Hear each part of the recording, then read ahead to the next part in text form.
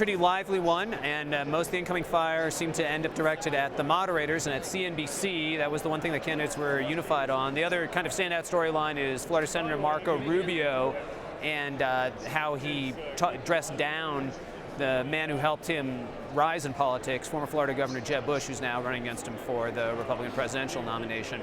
Rubio really shone in this debate. There's been a lot of questions about Bush, who has a huge amount raised a huge amount of money and has a large campaign staff, but has had to cut expenses in recent weeks. Rubio, meanwhile, is continuing to draw a lot of attention, as is another young Latino senator, Texas Senator Ted Cruz, who also really stood out on the stage.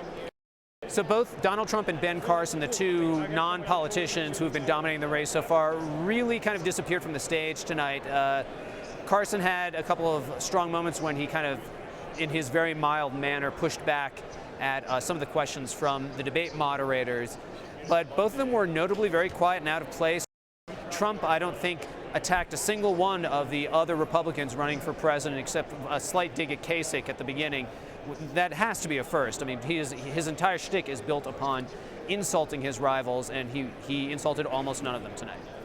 Rubio's campaign is very clearly happy, as are Cruz's people. Carly Fiorina and Chris Christie, the New Jersey governor, who's really been having a hard time taking off, also are fairly happy with how they did. They stood out fairly well on the stage. The Bush people are insisting they have a very kind of long-term, steady as the goes approach. They insist that the more they get him out there and the more he talks about the issues, the more people like him and will appreciate his experience. In the end, one of the sharpest exchanges in the debate wasn't between the candidates, but it was the candidates basically piling on the moderators of the debate and CNBC, claiming that they were asking gotcha questions, personal questions, questions not supported by the fact that they were treating Republicans much tougher than they were treating Hillary Clinton.